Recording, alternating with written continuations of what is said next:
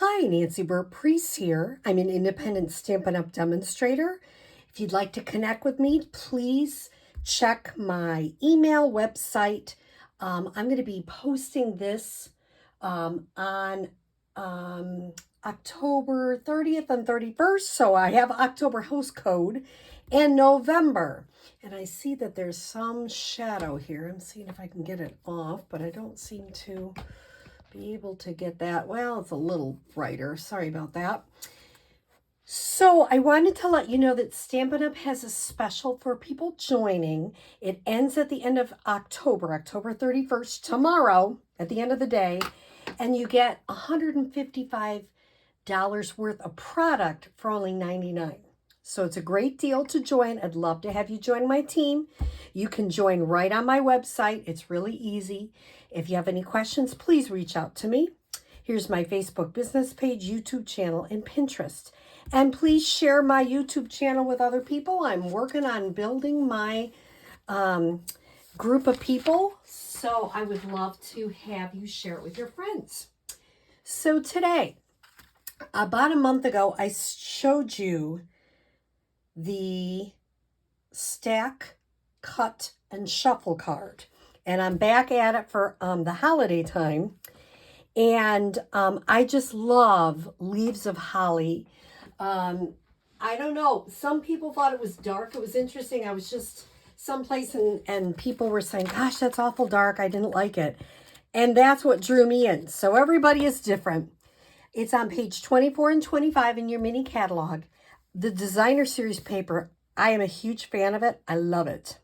I love the stamp set. It's different. It's pretty. It's just my kind of thing.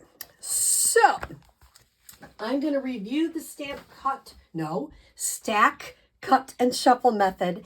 And I'll show you how I made this relatively easy card. And when you come out, you're going to have 4, which is the beautiful thing. I haven't finished the other ones, but you can see I've got them started. And it's really cool. So let me show you how to do the stack, cut, and shuffle part. Okay. Let me take my designer series paper is 3 3/4 by 5. You can put it in any order you want. Because this is a new group, it doesn't make a difference what order. Maybe I'll put these. It really doesn't make a difference. Sometimes you might want to put the 2 reds. I notice I have the reds together, and I might put them opposite each other. So put them like 2nd and 4th, maybe. We'll see. I'm going to get out my Stampin' trimmer, and I'm going to make sure it's shut here. I'm going to turn it on an angle. Hopefully you can see it. I saw one person did a great little thing. She just kind of put it in the side on the bottom here and got it all lined up. So I wrote down the measurements. So this is 3 3/4 by 5. And the first thing I'm going to make it really shuffled well is I'm going to cut it at 2 1/2. So I'm going to put it right in my paper trimmer and cut it at 2 1/2. And of course, the black blade is the one that you're going to use. Keep it in order and move that to the side. Now I'm going to turn this one and I'm going to cut it at 2 3/4. And I'm going to set that here and that here. I'm going to take this one back, make sure and get it all shuffled well. And I'm going to cut it at 1 3/4. Put that in order. Oops, put this in order. Okay, now I'm moving this out of the way.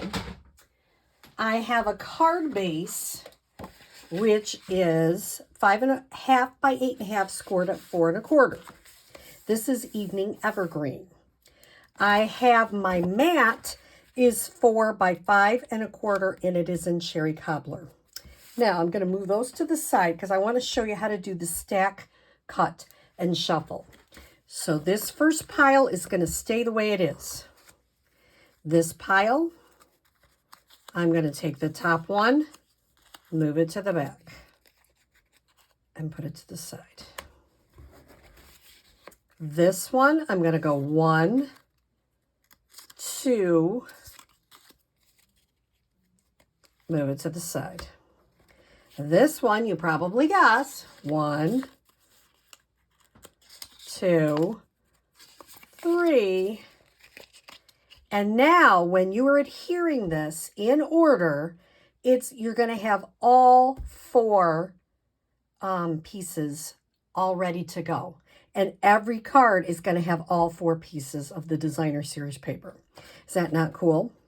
I'm going to use one that I already started over here. I'm moving this to the side. So I already had been working on, you notice I did the first card. This is our finished product. And I have these 2 done. And now I'm going to work on my last piece. So my last piece. So let's make sure we get them in order so that they match.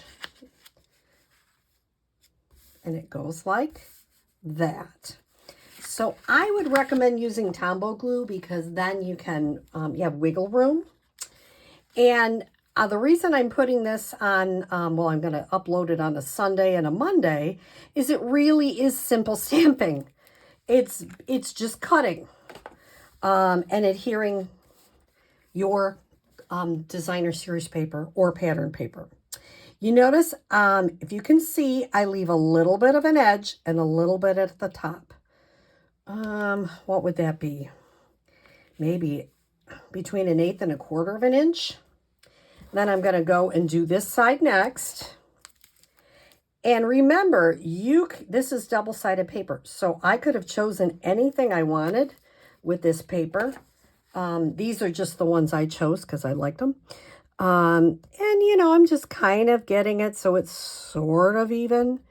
I'm telling you, there's so much going on in this paper that if it's not 100%, it is not a problem.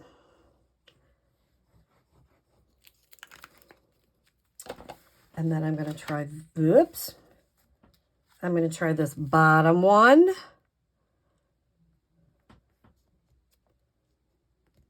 And then I'm going to do this last one. And that in itself is a really pretty card.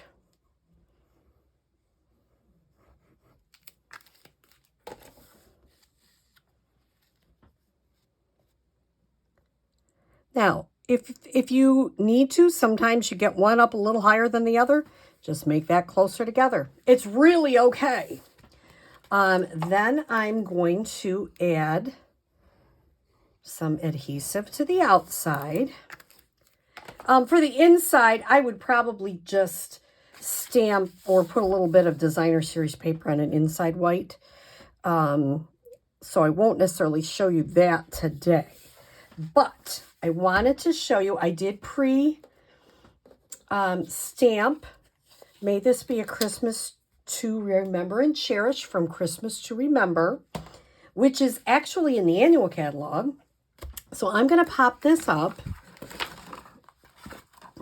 Oh my goodness, my pop-ups are all over the place.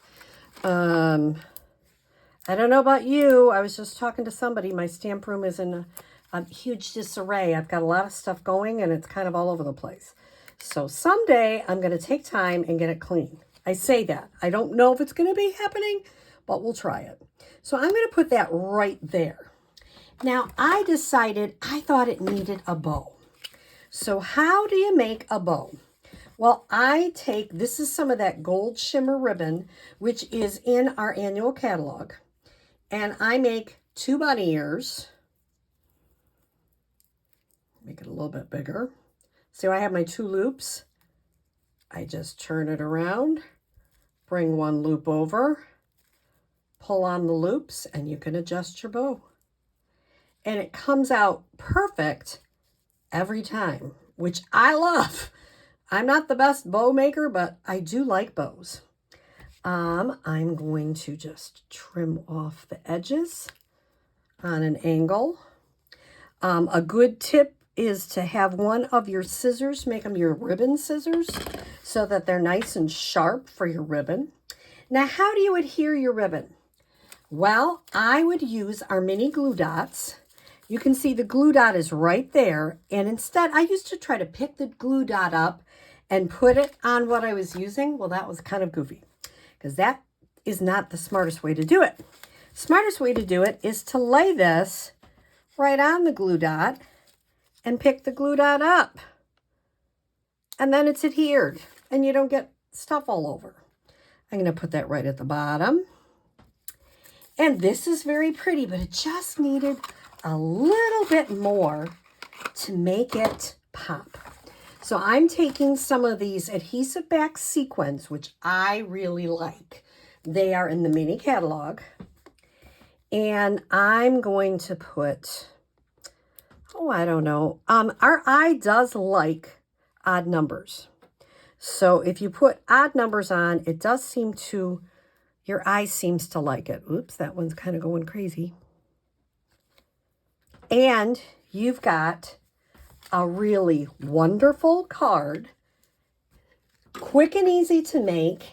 And when you do this method, you end up coming out with 4 cards, which is great and reproducible for when you're doing your holiday cards. So like I say, I'm totally sold on this stamp cut and shuffle. Nope, I said it wrong. Stack, shuffle, and cut. Oh my goodness, that is so hard. The other thing I wanted to show you is I love this decorative circle punch because it adds a little bit to it and you're not having to run things through your Big Shot. So it's just so much easier to just use a punch sometimes when you're doing things. So I hope you enjoy these cards, and I hope that you have a safe and happy Halloween, and I look forward to talking to you more. Have a great day.